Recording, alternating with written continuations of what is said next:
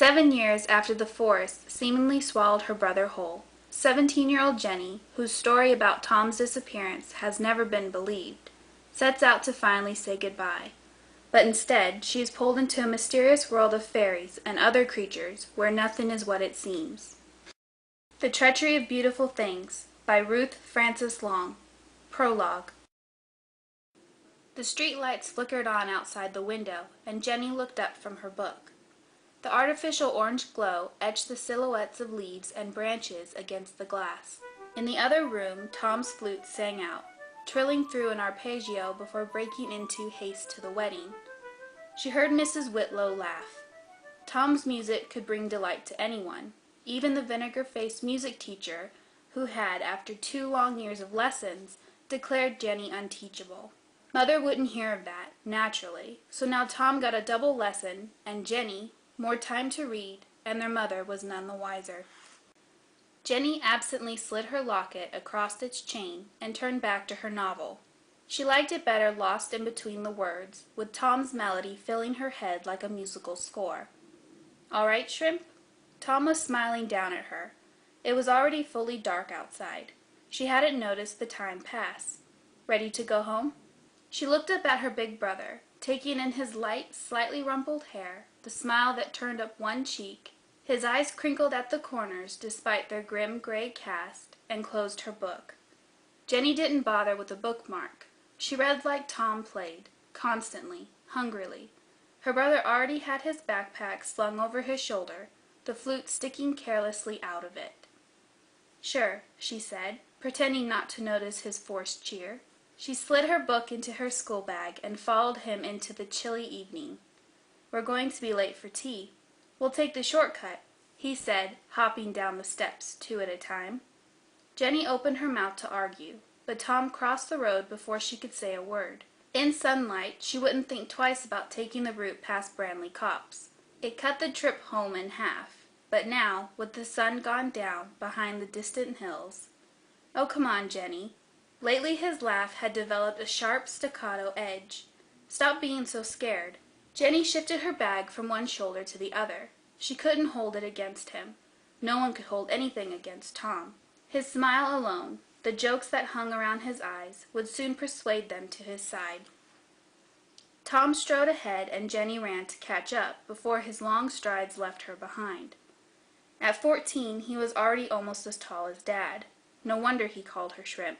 "What did she say about the audition?" Jenny finally asked, careful to keep her eyes straight ahead. Tom shrugged. "It'll be fine. Listen."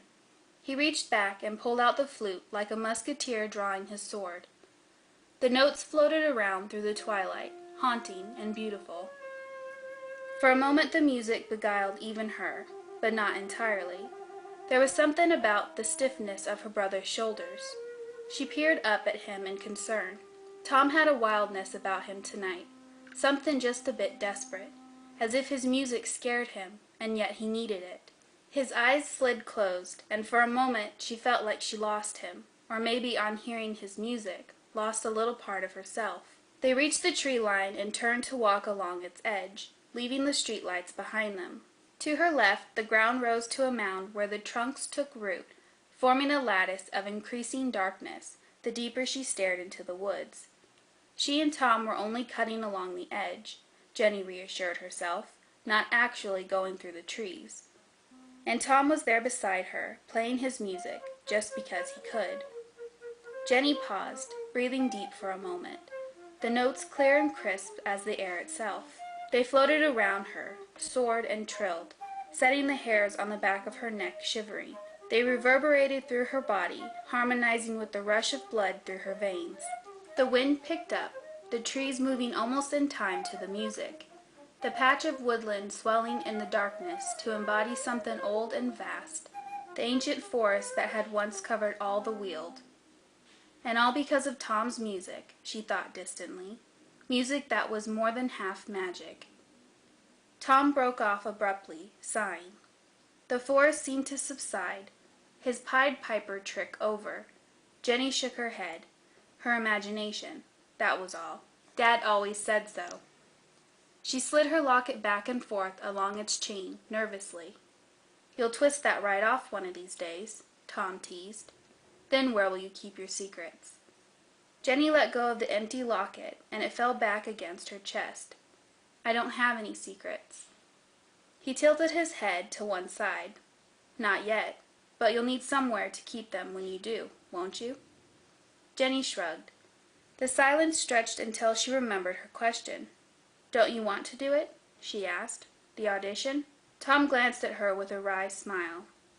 Mother wants me to do it. He picked up speed, the flute still clutched in his fist. So that's that. You know what, though?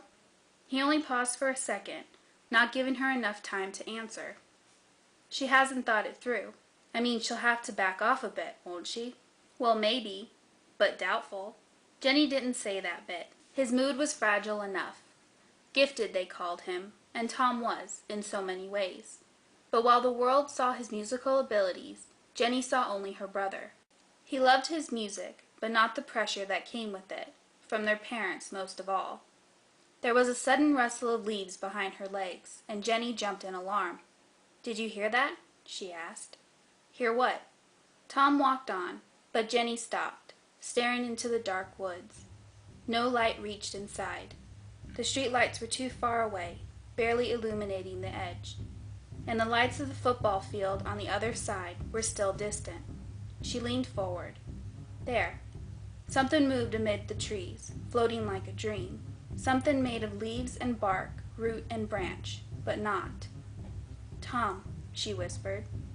At the sound of her voice it turned, twisting around on itself, quicker than a cat, to peer at her with very bright eyes. Leaves and thorns tangled where hair should have been. Bark and moss made up the body. Every part of it was composed of living things, of elements of the forest and the trees.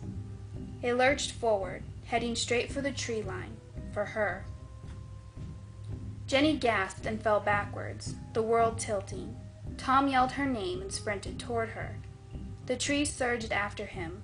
Vines lashed out, whispering, snapping, tangling around his arms.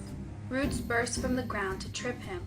Tom fell with a crash, the air knocked out of him, his eyes wide. The ground heaved beneath them, and the roots broke free of the earth, cracking, twining around him, reaching for Jenny. Run, her brother shouted, digging his fingers into the earth, trying to gain purchase. He tore up the grass and the dark earth beneath. Jenny, run. With a sound like a million scratching leaves, the trees pulled him away from her and swallowed him into their embrace. Jenny scrambled back as the ground beneath her began to buck and rupture. Before she could get her footing, they were on her again, pulling, grabbing, tightening around her. Roots, vines, thorns tearing into her skin. She screamed. Something stepped right up to the edge of the trees, then, gnarled and twisted as ancient bog oak, and everything fell still. Jenny lifted her head. Tom, she whispered uselessly, too quiet to be heard. This was not Tom. The ageless gaze trailed over her face, assessing, measuring. Then it turned away and was gone, back into the silent woods.